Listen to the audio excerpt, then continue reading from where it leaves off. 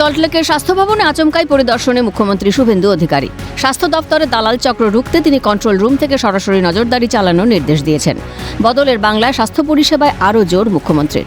আচমকাই স্বাস্থ্য ভবন পরিদর্শন খোদ মুখ্যমন্ত্রী নিজেই বললেন সে কথা। একই সঙ্গে বললেন ধীরে ধীরে আরও উন্নত হবে পরিষেবা, পরিবেশও বদলে যাবে। বিগত তৃণমূল সরকারকে বিঁধে মুখ্যমন্ত্রী বলেন বাস্তব চিন্তাভাবনা আগের পরিচালকদের ছিল না। অত্যন্ত নিম্নমানের খাবার দেওয়া হতো আগে।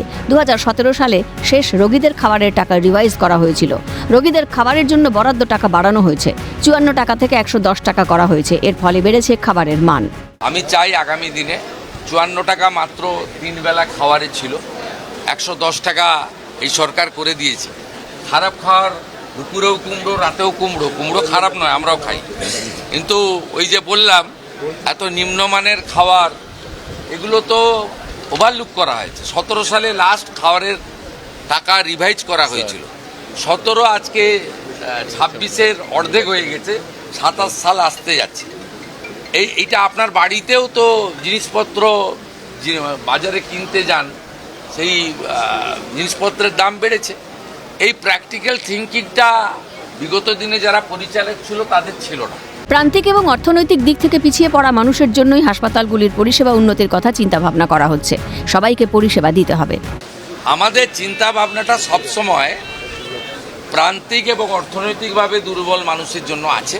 ন্যাচারালি এখানে যারা আসেন তাদেরকে পরিষেবা দিতে হবে। কাজের ভিত্তিতে স্বাস্থ্যকর্মীদের চিহ্নিত করতে বিভিন্ন রঙের ল্যামিনেশন করা ব্যাজ দেওয়া হবে।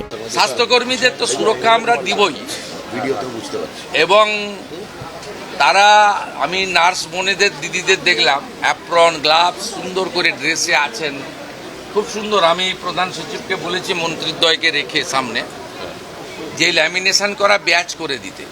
আপনারা মাঝে মাঝে দেখান যে ইঞ্জেকশন দিয়ে ফেলেছে, ট্রলি যার নিয়ে যাওয়ার কথা, যার সিকিউরিটি দেওয়ার কথা সে সেলাই করে দিয়েছে।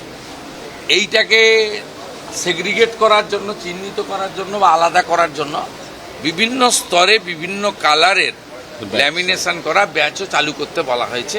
তারাতলার মতো কোনো বিপর্যয় ঘটলে দ্রুত পরিষেবার প্রয়োজন হয়। মুখ্যমন্ত্রী বলেন তারাতলার বিপর্যয় দেখিয়ে দিয়েছে ট্রমা কেয়ার পর্যাপ্ত নয়। 1 মিনিটে যাতে 250 জনকে পরিষেবা দেওয়া যায় সেই রকম ট্রমা কেয়ার বানাতে হবে। স্বাস্থ্যমন্ত্রী স্বাস্থ্য সচিবকে বলেছি জায়গা চিহ্নিত করতে।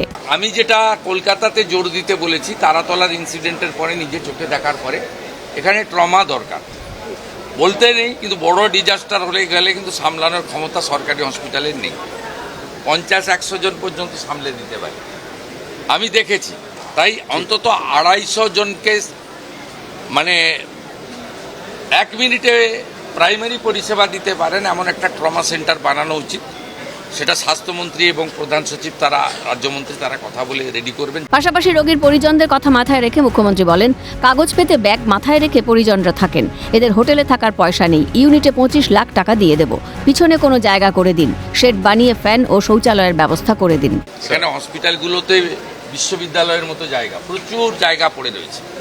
আমি বলেছি এই যে কাগজ পেতে বা কাপড় পেতে ব্যাগ মাথায় দিয়ে শুয়ে থাকেন, এদের হোটেলে থাকার পয়সা নেই বলে করেন, নিরুপায়।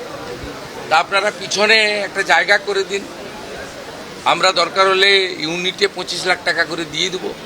আপাতত আপনার পাইপের লোহার যেগুলো আছে সে সেট বানিয়ে ভালো করে মেজে দিয়ে একটা কমন ইউরিনাল ল্যাট্রিন দিয়ে ফ্যানের ব্যবস্থা করে এটাও করতে পারেন, এটাও আমরা বলেছি। রাজ্যে বার্ন ইউনিটের পরিষেবা অত্যন্ত দুর্বল বললেন মুখ্যমন্ত্রী। সেগুলো আরও ভালো করার উদ্যোগ নিচ্ছে রাজ্য।